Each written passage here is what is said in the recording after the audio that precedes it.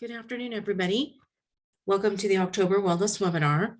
My name is Laura Maloof Miller. I'm a Wellness Program Manager with HealthNet. Kristen Keela, Health Promotion Consultant with HealthNet, is also on the line to assist. Just a few housekeeping items to review before we begin. Participants are muted upon entry to the webinar, and that's to avoid any of our background noise. Now, if you want to change your audio settings, you simply click on the Join Audio icon. Also, at the end of this webinar, there will be a 4-question anonymous survey. Now, if you're having any technical difficulties, feel free to chat directly to Kristen. To open the chat box, simply hover over the Zoom toolbar at the top of your screen, and you'll see a chat box icon there. Click on that icon and it should appear. Now, Kristen will receive your messages in real time. She'll respond to your messages in the order that she receives them. Also, if you are attending this webinar in a conference room or used a single webinar access with your team, please chat that number of attendees to Kristen. That way we can get a more accurate number on attendance. The information provided in this presentation is intended solely for the general information of the audience. It's not medical advice and shall not replace consultation with your physician or other qualified health provider. If you have any health-related questions or problems, please seek the advice of your physician or other qualified health provider. Today's topic: give your immune system a boost. Now, the immune system is a complex body system. We're going to look at the purpose of the immune system and what makes it up. I'll review different types of immunity, as well as common disorders of the immune system. We'll look at how our lifestyle impacts the health of our immune system. And I don't know if you knew this, but what we eat plays a big role in supporting the immune system. So we're going to take a look at some key nutrients for a healthy immune system and provide examples of recipes using those ingredients. And lastly, I'll talk a little bit about supplements. Your immune system is a large network of organs, white blood cells, proteins, which we could call antibodies, and chemicals. The system works together to protect you from foreign invaders, things like bacteria, viruses, parasites, and fungi that cause infection, illnesses, and disease. Now, our white blood cells, you would want to think of this as sort of the army against harmful bacteria and viruses. Now, white blood cells search for, attack, and destroy germs that keep you healthy. There are many white blood cell types in your immune system. Each cell type either circulates in your bloodstream and throughout your body, or it resides in a particular tissue, waiting to be called into action. Now, each cell type has a specific mission in your body's defense system. Each has a different way of recognizing a problem, communicating with other cells on the defense team, and performing their function. Now, the lymph nodes. Now, these are small glands that filter and destroy germs so they can't spread to other parts of your body and make you sick. Now, lymph nodes contain immune cells that analyze the foreign invaders brought into your body. When they activate, they activate, replicate, and send specific lymphocytes, which is another word for white blood cells, to fight off that invader. You have hundreds of lymph nodes all over your body, including your neck, your armpits, and your groin. Now, swollen, tender lymph nodes are a clue that your body is fighting an infection. Your spleen stores white blood cells. It also filters your blood, destroying old and damaged red blood cells. Now, your tonsils and adenoids, because they are in your throat and nasal passages, tonsils and adenoids can trap foreign invaders as soon as they enter your body. They have immune cells that produce antibodies to protect you from the foreign invaders that cause both throat and lung infections. Now, the thymus, this is a small organ in your upper chest. It's right below your breastbone. Now, it helps mature a certain type of white blood cell. The specific task of the cell is to learn to recognize and remember an invader so that an attack can be quickly mounted the next time this invader is encountered.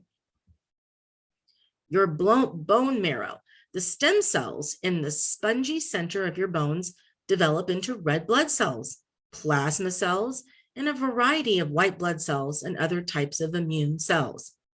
Your bone marrow makes about billions of new blood cells every day and releases them into your bloodstream. The skin, the mucous membranes, and other first-line defenses. Your skin is the first line of defense in preventing and destroying germs before they enter your body. Your skin produces oils and secretes other protective immune system cells. Now, mucous membranes, now that lines the respiratory, digestive, urinary, and reproductive tracts. These membranes secrete mucus, which lubricates and moistens surfaces. The germs stick to the mucus in the respiratory tract and then are moved out of the airways by these little hair-like structures called cilia. Those tiny hairs in your nose, they catch germs too. And enzymes found in sweat, tears, saliva, and mucous membranes also defend and destroy germs. You may know your stomach acid kills many bacteria soon after they enter your body. You also have beneficial or good bacteria in your intestines that also kill harmful bacteria. Now, the appendix, this assists with the maturation of a variety of white blood cells and in the production of the class of antibodies known as immunoglobulin A antibodies. Now, researchers have found that the appendix is also involved in the production of molecules that help to direct the movement of lymphocytes or the white blood cells to various locations in the body. Now, a Peyer's patch. Everything we eat eventually makes it into the small intestine. Peyer's patches, they're located in the small intestine. They play an important role in recognizing and destroying potential pathogens within your digestive system. Now, the immune system protects your body from possibly harmful substances by recognizing and responding to antigens. Well, an antigen, that's a substance, it's usually a protein that you will find on the surface of cells, viruses, fungi, and bacteria. Now, non-living substances such as toxins, chemicals, and drugs, and also foreign particles, think of a splinter, can also be antigens. Now, the immune system recognizes and destroys, or at least it tries to destroy, substances that contain antigens. Your body's cells have proteins that are antigens. So your immune system learns to see that these antigens are normal, and it usually doesn't react to them. On the left, there are three types of immunity: innate, acquired, and passive. Innate immunity is a defense system in which you were born. Innate immunity involves barriers that keep harmful materials from entering your body. These barriers form the first line of defense in the immune system, or in the immune response as well. Examples would include like a cough reflex, enzymes that you're going to find in tears and skin oils, mucus, which traps bacteria and small particles, your skin, and your stomach acid. If an antigen gets past these barriers, it is attacked and destroyed by other parts of the immune system. Now, acquired immunity is immunity that develops with exposure to various antigens. Your immune system builds a defense against that specific one. Although you're born with all the cells in your immune system, it gets stronger throughout your life as you expose your body to more germs. So some examples of active immunity include things like when you're exposed to an infection or a disease, you know how many types of colds are out there? The active immunity results when the body is exposed to the disease, organism, or infection with the actual disease, and the body has no option but to produce antibodies to it. So think of, the common cold, or think of the flu virus. Also, vaccine-induced immunity. This happens when the body is introduced to a killed or weakened form of the disease organism through vaccination. Either way, when an immune person encounters that disease in the future, their immune system will recognize it and immediately produce antibodies needed to fight it. Now, passive immunity is due to antibodies that are produced in a body other than your own. For example, maternal passive immunity is also referred to as natural passive immunity. Now, this is the type of immunity that is passed along from the mother to the child. Before the child is born, antibodies are passed through the placenta to protect the child from illness.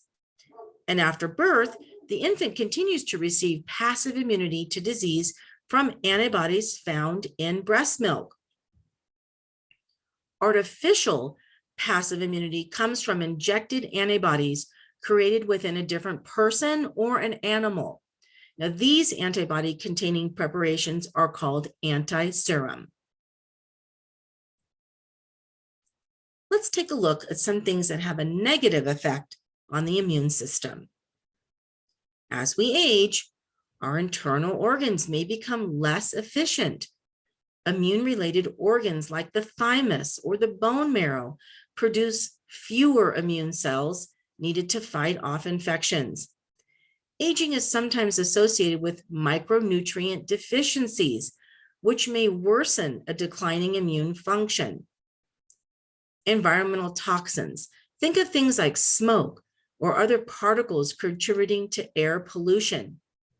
These substances can impair or suppress the normal activity of immune cells. Obesity is associated with low-grade chronic inflammation. Research is early, but obesity has also been identified as an independent risk factor for the flu or the influenza virus, possibly due to the impaired function of T cells. Now, that's a specific type of white blood cell. Malnutrition or a diet lacking in one or more nutrients can impair the production and activity of immune cells and antibodies. Chronic illnesses or chronic diseases, autoimmune and immunodeficiency disorders attack and potentially disable immune cells. Stress releases hormones like cortisol that suppresses inflammation. Actually, inflammation is initially needed to activate immune cells and the action of white blood cells. Sleep is a time of restoration for the body, during which a type of cytokine, which is a protein that is made by certain immune and non-immune cells and has an effect in the immune system, those are released, and that helps to fight infection. With too little sleep, that lowers the amount of these cytokines and other immune cells. As you grow older, your immune system doesn't always work as well. The following immune system changes may occur. The immune system becomes slower to respond. Now, this is going to increase your risk of getting sick. So flu shots and other vaccines, they also may not work as well or protect you for as long as expected. An autoimmune disorder may develop. This is just a disease in which the immune system mistakenly attacks and damages or destroys healthy body tissues. Now, your body may heal more slowly. That's because there are fewer immune cells in the body to bring about healing. The immune system's ability to detect and correct cell defects also declines. This can result in an increased risk of cancer. Look at some common immune system disorders. Now, when your immune system doesn't work the way it should, it's called an immune system disorder. You may be born with a weak immune system. Now, that's called primary immune deficiency. You may get a disease that weakens your immune system. Now, that's called acquired immune deficiency. You may have an immune system that's too active. Now, this may happen with an allergic reaction. Or you may have an immune system that simply turns against you. That's called an autoimmune disease. Now, some conditions are less pervasive, such as a pollen allergy, while others can be extensive, such as a genetic disorder that wipes out the presence or function of an entire set of immune cells. Now, immune deficiencies, they may be temporary or permanent. Temporary immune deficiencies can be caused by a variety of sources that weaken the immune system. Things like common infections, including the influenza or mononucleosis, that can suppress the immune system. Now, when immune cells are the target of infection, severe immune suppression can occur. For example, human immunodeficiency virus, or HIV, specifically infects T cells, and their elimination allows for secondary infections by other pathogens. Also, patients receiving chemotherapy or bone marrow transplants or immunosuppressive drugs experience weakened immune systems until the immune cell levels are restored. Actually, pregnancy also suppresses the maternal immune system, increasing susceptibility to infections by common microbes. Now, allergies. Now, this is a form of a hypersensitivity reaction, typically in response to harmless environmental allergens, such as pollen or maybe even food. Allergic disease is one of the most common chronic health conditions in the world. People with a family history of allergies have an increased risk of developing allergic disease. Hay fever, which is allergic rhinitis, eczema, hives, asthma, and food allergy, now those are some types of allergic diseases. Allergy symptoms can range from mild to a serious, life-threatening allergic reaction, and it's called anaphylaxis. You know, when the throat closes up, it's hard to breathe. Allergic reactions begin in your immune system. When a harmless substance such as dust, mold, or pollen is encountered by a person who is allergic to that substance, the immune system may overreact by producing antibodies that attack the allergen. This can cause wheezing, itching, runny nose, watery, itchy eyes, or other symptoms. Autoimmune disease happens when the body's natural defense system can't tell the difference between your own cells and foreign cells, causing the body to mistakenly attack normal cells. There are more than 80 types of autoimmune diseases that affect a wide range of body parts.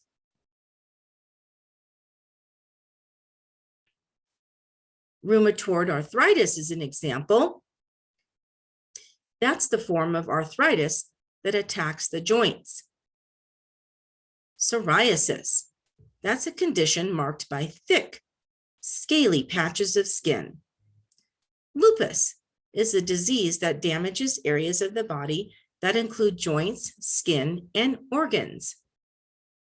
Thyroid diseases, where the body makes too much thyroid hormone, hyperthyroidism, and where it doesn't make enough of the hormone, hypothyroidism.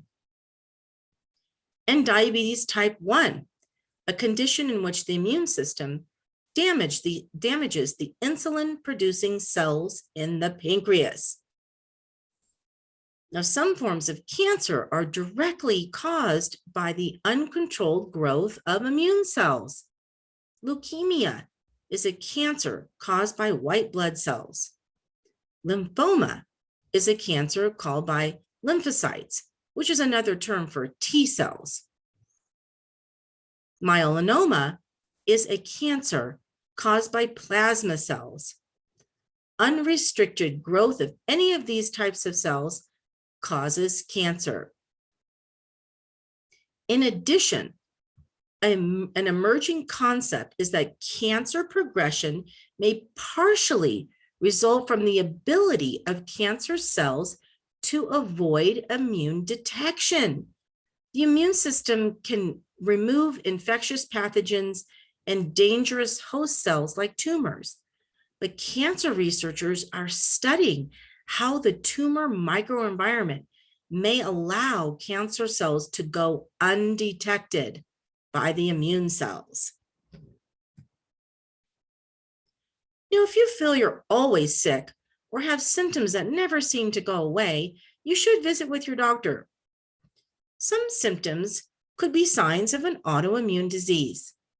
These symptoms include things like you're always tired, exhaustion or fatigue, sore or aching muscles, especially if you also have a fever, difficulty concentrating or paying attention, hair loss, inflammation, rashes, or redness anywhere on your body.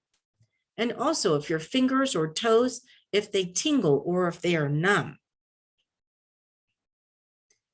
Now, in the midst of the recent COVID-19 variants, many are taking additional precautions to stay healthy. Of course, you want to wash your hands for 20 seconds and you're practicing social distancing. Those are key to preventing the spread of the virus. However, it's also important to have a strong immune system that can fight back against germs you may encounter. If you've noticed that you're often sick, feel tired, or you have other nagging symptoms that you can't figure out, it may mean your immune system is weakened. Here are some of the warning signs. I'm going to start at the top of the circle.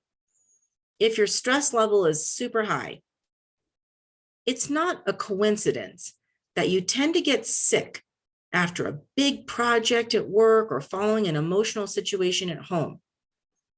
According to a report by the American Psychological Association, long-term stress weakens the response of your immune system.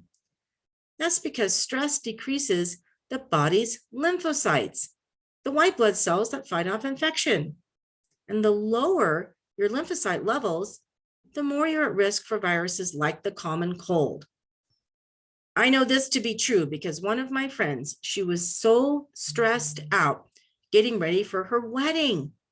It was a really big event. Of course, there were lots of people and lots of pressure and lots of stress. Right after the wedding, she left for rest and relaxation in Hawaii, and that's when she got sick, and she was sick her entire honeymoon. Now, if you always have a cold, it's perfectly normal for adults to sneeze and sniffle through 2 to 3 colds each year. And most people bounce back in 7 to 10 days. But if you're constantly catching colds, or you have a cold that won't run its course, it's a clear sign your immune system is struggling to keep up. Also, if you have a lot of tummy troubles, if you have frequent diarrhea, gas, or constipation, it could be a sign that your immune system is compromised. The beneficial bacteria and microorganisms that live in your gut, they defend you from infection and support the immune system. Low amounts of these helpful gut bacteria can leave you at risk to viruses, chronic inflammation, and even an autoimmune disorder. And wounds that are slow to heal. If your skin goes into damage control mode after you get a burn or a cut or a scrape. Now, your body works to protect the wound by sending nutrient-rich blood to the injury to help regenerate new skin. Now, this healing process depends on healthy immune cells. But if your immune system is sluggish, your skin can't regenerate. Instead, your wounds linger and have a hard time healing. And if you have a lot of frequent infections, if you seem to battle frequent infections, your immune system might be sending you some red flags. Now, the American Academy of Allergy, Asthma, and Immunology reports that signs of a possible immune deficiency in adults include having more than 4 ear infections in 1 year, developing pneumonia twice during a 1-year period, suffering from a chronic sinusitis or more than 3 episodes of bacterial sinusitis in a year, and needing more than 2 courses of antibiotics in a year. Also, if you feel tired all the time, you know that burning the candle at both ends is bound to leave you feeling sluggish. But if you're getting enough sleep and you're still suffering from exhaustion, it's worth considering if your immune system is trying to tell you something. And when your immune system struggles, so does your energy level. And that's because your body is trying to conserve energy to fuel your immune system so it can fight off germs. So, what can we do to keep our immune system healthy? Now, following good health guidelines is the single best step you can take toward naturally keeping your immune system working properly. Every part of your body, including your immune system, functions better when protected from environmental assaults and bolstered by healthy living strategies. Don't smoke. If you smoke, quitting can be really hard, so get support. Start by contacting your doctor or your health insurance company. You know this, eating a diet high in fruits and vegetables, getting plenty of regular physical activity, maintaining a healthy weight, and if you drink alcohol, drink only in moderation. Here's a few more. Get adequate sleep. And take steps to avoid infection, such as washing your hands frequently and social distancing. Do the best you can to minimize stress. If your stress level is high or it's been high for a while, seek professional help. Keep current with all recommended vaccinations. Vaccines prime your immune system to fight off infections before they take hold in your body. Get vaccines to prevent the flu, shingles, and pneumonia infections, as well as any other vaccines your healthcare provider recommends. As we go into the cold and flu season, make sure you're protected. Hydrate, hydrate, hydrate. Water plays many important roles in your body, including supporting your immune system. A fluid in your circulatory system called lymph carries important infection-fighting immune cells around the body.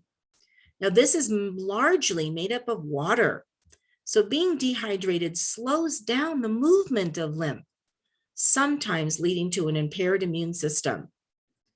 And even if you're not exercising or sweating, you're constantly losing water through your breath, as well as through your urine and bowel movements. To help support your immune system, be sure to replace that water. Does an immune boosting diet exist? Well, eating enough nutrients as part of a varied diet is required for the health and function of all cells, including your immune cells. Now, certain dietary patterns may better prepare the body for any microbial attacks and excess inflammation. but it is unlikely that individual foods offer special protection. Each stage of the body's immune response relies on the presence of many micronutrients. Examples of nutrients that have been identified as critical for the growth and function of immune cells include things like vitamin C, vitamin D, zinc, selenium, iron, and protein. Now, those are found in a variety of plant and animal foods. Diets that are limited in variety and lower in nutrients, such as consisting of primarily ultra-processed foods and lacking in minimally processed foods, now that type of diet can negatively affect a healthy immune system. It is also believed that a Western diet, which is high in refined sugar and red meat and low in fruits and vegetables, can promote disturbances in the healthy intestinal microorganisms, resulting in chronic inflammation of the gut and associated suppressed immunity. Now, the biome is an internal metropolis of trillions of microorganisms or microbes that live in our bodies, mostly in the intestines. This is an area of intense and active research. Scientists are finding that the microbiome, plays a key role in immune function. The gut is a major site of immune activity and the production of antimicrobial proteins. Our diet plays a large role in determining what kinds of microbes live in our intestines. A high-fiber, plant-rich diet with plenty of fruits, vegetables, whole grains, and legumes appears to support the growth and maintenance of beneficial microbes. Now, certain helpful microbes break down fibers into short-chain fatty acids, which have been shown to stimulate immune cell activity. Now, these fibers are sometimes called prebiotics because they are food. They feed the microbes. Therefore, a diet containing both prebiotic and probiotic foods may be beneficial. Now, the certain type of foods that are called the prebiotics, now they provide excellent sources of food for the beneficial gut bacteria. They are non-digestible carbohydrates that pass through the small intestine, undigested, but then go on to feed your colon bacteria. So eating a diet rich in prebiotics can help the healthy gut bacteria within your body grow and thrive. So here's just a few examples. So apple cider vinegar, coconut oil or ghee, which is clarified butter, bone broths, starches such as sweet potatoes and yams, high fiber foods, things that have whole grains, bananas, mangoes, asparagus, Jerusalem artichoke, also variety of beans, things like lentils, black beans, kidney beans. Now, probiotics, they are going to stimulate the growth of the microorganisms, especially those with beneficial properties, such as those in the intestinal flora. Again, this isn't a comprehensive list, but it gives you some ideas of the types of foods that contain probiotics. When you're choosing yogurt, look for the one that says live and active cultures. If you like sauerkraut or kimchi, choose the unpasteurized kind because pasteurization kills the active good bacteria. If you like Japanese food, miso soup. Now, this is a popular breakfast food in Japan. This fermented soybean paste can get your digestive tract moving. Now, probiotic-filled miso is often used to make a salty soup that's low in calories and high in B vitamins and protective antioxidants. soft cheeses. Now, while they might be good for our digestion, not all probiotics can survive the journey through our stomach into the intestines, but certain strains of some fermented soft cheeses, things like Gouda, are hardy enough to make the trip. Sourdough bread. The next time you make a sandwich, pay attention to what's holding your cold cuts in your cheese. You know, San Francisco's famous sourdough bread, that packs a probiotic that may help digestion. Milk is one of the easiest way to get probiotics into your diet by adding milk. It's been fermented with bacteria, acidophilus milk. Now, sometimes labeled sweet acidophilus milk. Now, buttermilk and other milk products that's cultured with lactic acid bacteria, those are also rich in probiotics. Sour pickles.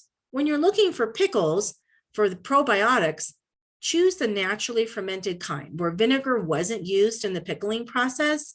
So look for something like a sea salt and water solution that feeds the growth of good bacteria, and sour pickles have some digestive benefits. Supplements. Now, probiotics, they're also going to come as a supplement. You can find them in capsule, tablet, powder, even liquid form. Although they don't provide the extra nutrition that food offers, they may be easier to take. So if you're interested, talk with your doctor about that. Now, good nutrition, we know, is essential to a strong immune system, and it may offer protection from seasonal illnesses and other health problems. Keep in mind that no one food or supplement can prevent illness, but you may help support your immune system by including these nutrients in your overall eating plan on a regular basis. Vitamin A helps to regulate the immune system and protect against infections by keeping skin and tissues in the mouth, stomach, intestines, and respiratory system healthy. You can get this vitamin from things like sweet potatoes, carrots, broccoli, spinach, red bell peppers, apricots, eggs, or other foods that are labeled vitamin A fortified, such as milk and some cereals. Beta carotene. This is a powerful antioxidant which can help keep inflammation down and support the immune system. You'll find this in plant foods with the bright yellow, orange, or green colors. Again, sweet potatoes. Think of spinach, carrots, mango. Here comes broccoli again. Cantaloupe and tomatoes. Now, you know, vitamin C supports the immune system by stimulating the formation of antibodies. Include more sources of this healthy vitamin by choosing things like citrus fruits, oranges, grapefruits, tangerines. Also look for it in berries, melons, bell peppers, broccoli again, papaya, strawberries, tomato juice, or foods that are fortified with vitamin C, such as some cereals.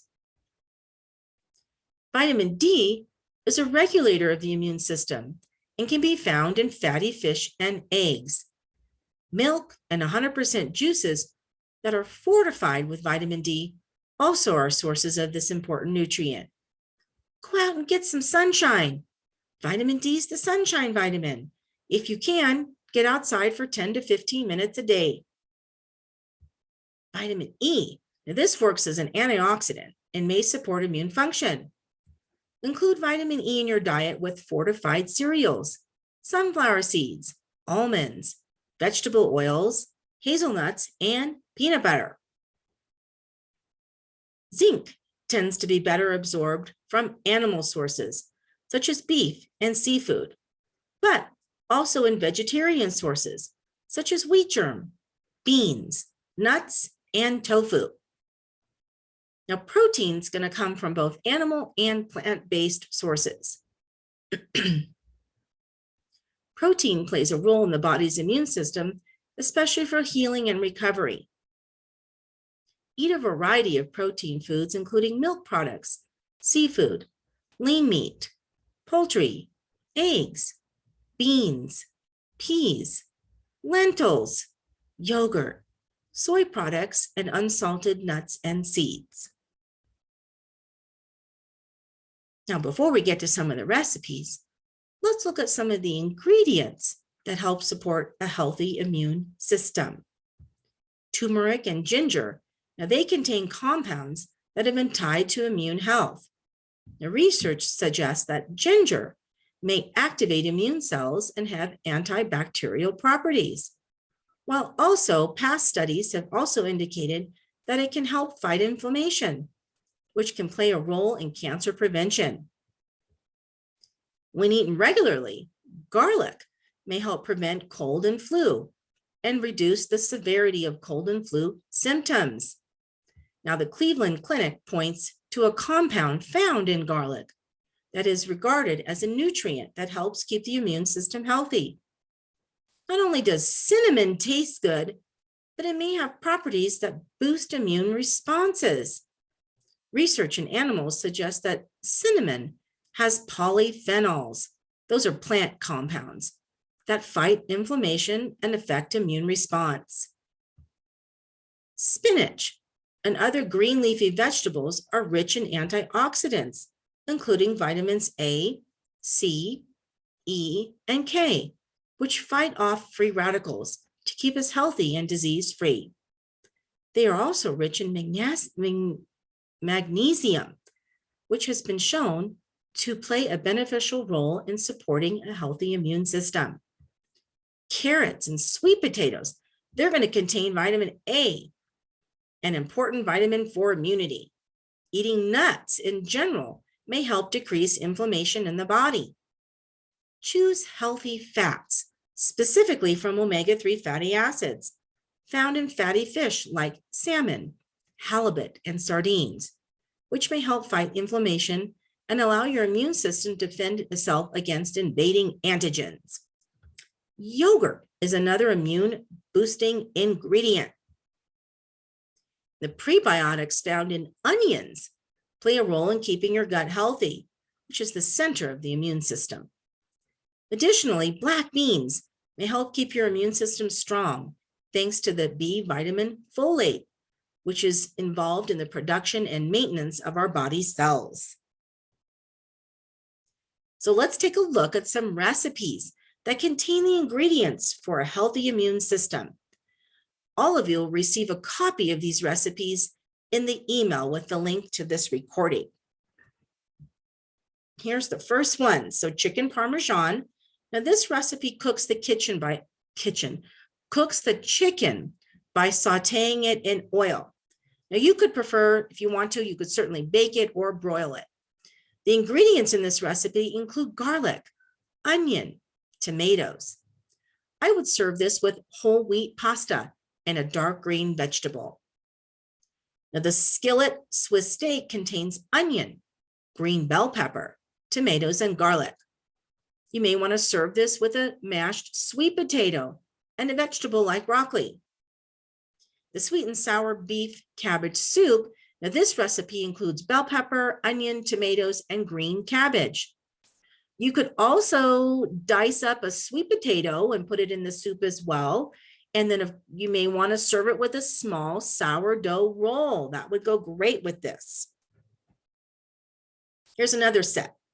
Now pay attention to the ingredients and see how easy it is to include immune supporting ingredients in your meals. You may already be doing this, and perhaps you didn't know, but you're already helping your immune system too.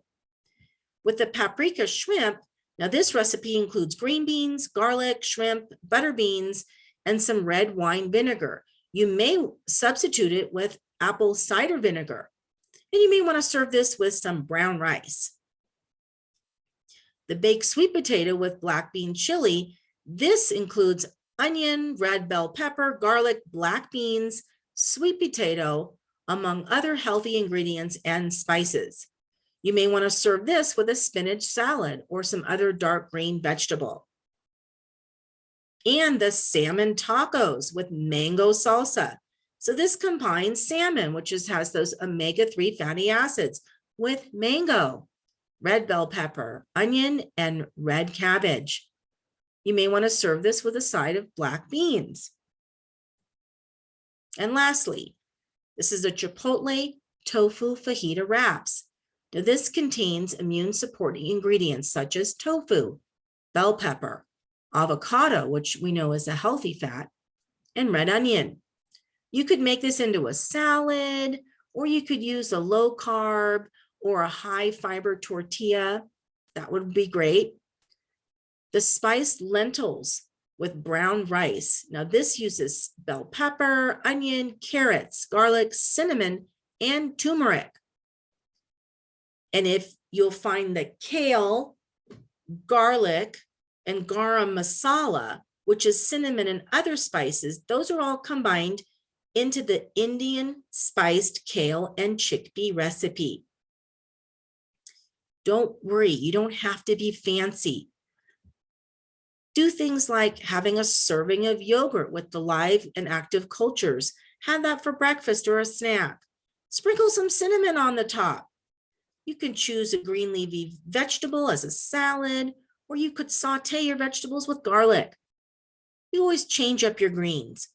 Switch out iceberg lettuce and make a spinach salad instead, maybe with a citrus vinaigrette made with a heart-healthy oil.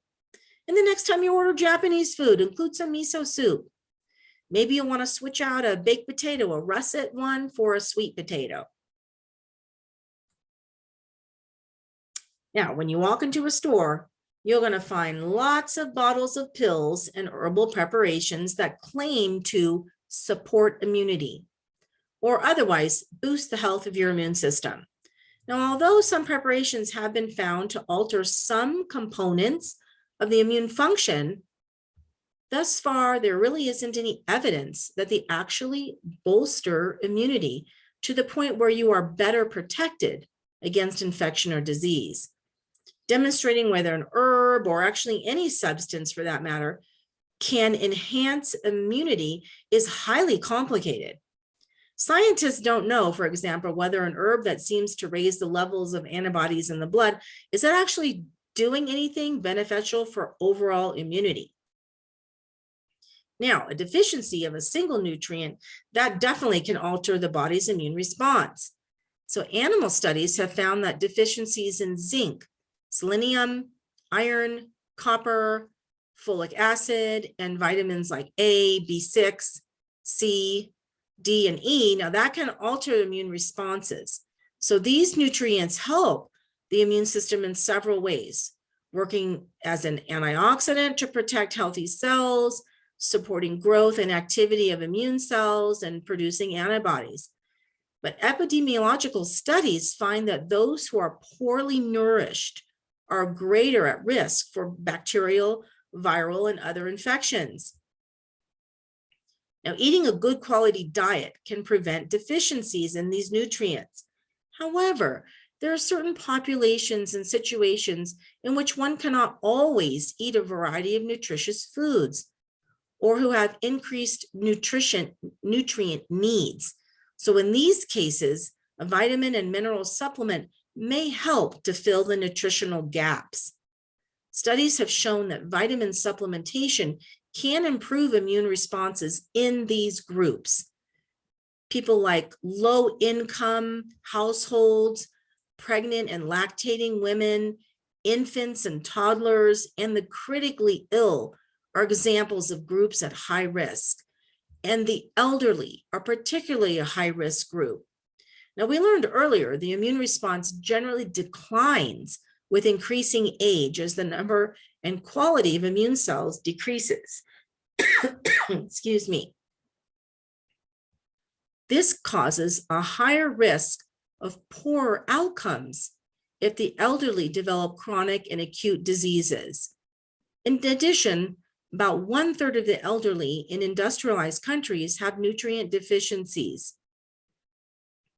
Some reasons include poor appetite due to chronic diseases, they're not hungry, depression or loneliness, multiple medications that can interfere with nutrient absorption and appetite. Diet variety may also be limited due to the budget, or lower interest in cooking for just one person. Could be mental impairments or lack of transportation and community resources to obtain healthy food.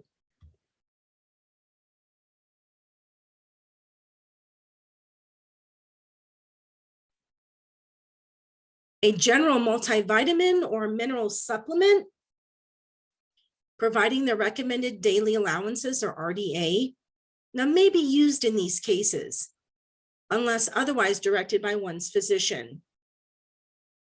Do remember that taking a vitamin supplement should not be considered a substitute for a good diet, because no supplements contain all the benefits of healthful food.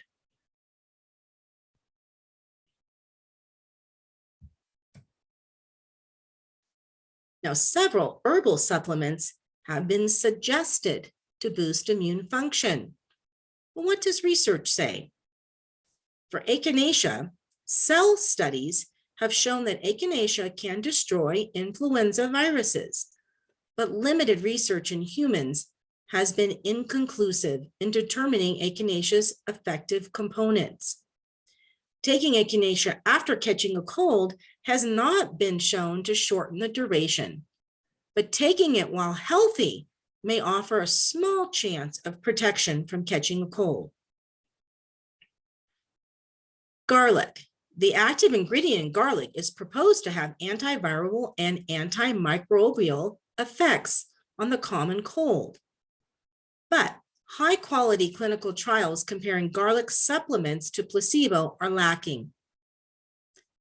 A Cochrane review identified only one trial of reasonable quality that's involved 146 participants. Those taking the garlic supplement for 3 months had fewer occurrences of the common cold than those taking the placebo. But after contracting cold viruses, both groups had similar duration of illness. Note that these findings are from a single trial, which needs to be replicated. T catechins. Cell studies have shown that T catechins, such as those found in green tea, can prevent flu and some cold viruses from replicating and can increase immune activity. Human trials, again, are very limited. 2 randomized control trials found that green tea capsules produced less cold or flu symptoms or incidence of flu than the placebo.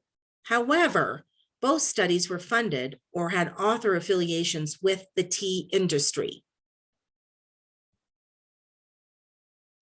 Now, these next slides are on programs that help HealthNet members stay on track with their health. Our members can find wellness programs and other resources when logging into the HealthNet account. Our health risk assessment is called the Real Age Assessment. Be sure to take it and check out our Wellness Center programs. Telephonic support provides help at your fingertips. If you're tackling any new health goals, that can be challenging. Maybe this is the year you explore health coaching. Our coaches help you prioritize your goals, give you a plan, and support you throughout your journey. Also, if you have a health concern, our HealthNet members can call the Nurse Advice Line to speak with a registered nurse. Save money and take advantage of our member discounts.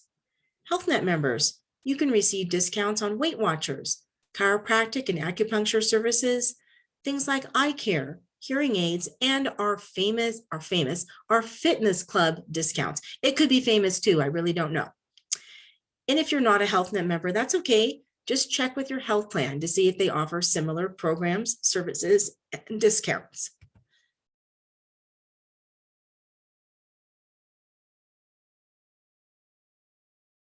myStrength has proven tools for your mind, body, and spirit. This online program is also available as an app form to access on your smartphone, so you have support at home and on the go.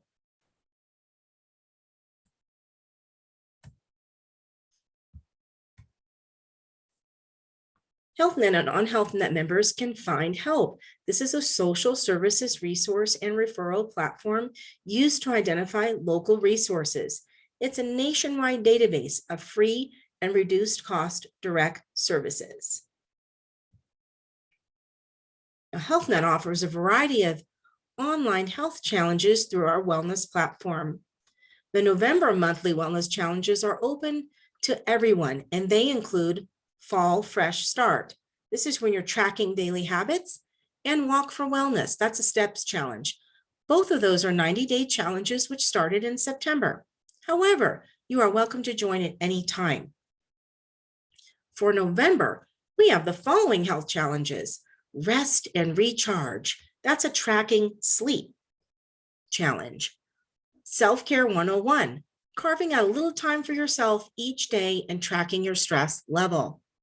Rethink Your Drink, replacing those sugary drinks with healthier options in November.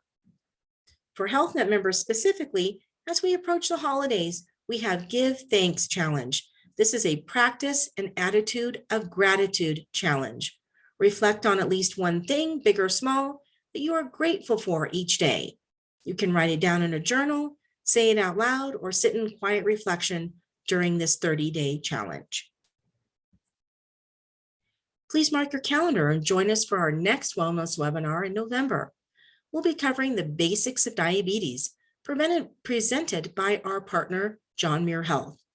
Diabetes affects 37.3 million people, which is about 11.3% of the population in the United States.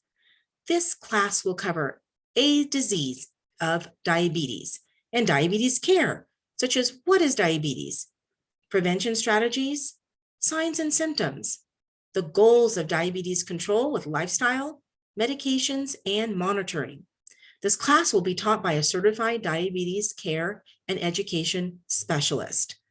I hope you will join me. Thank you for your time today. Please remember, if you attended this webinar in a conference room or used a single webinar access with your team, please chat that number of attendees to Kristen.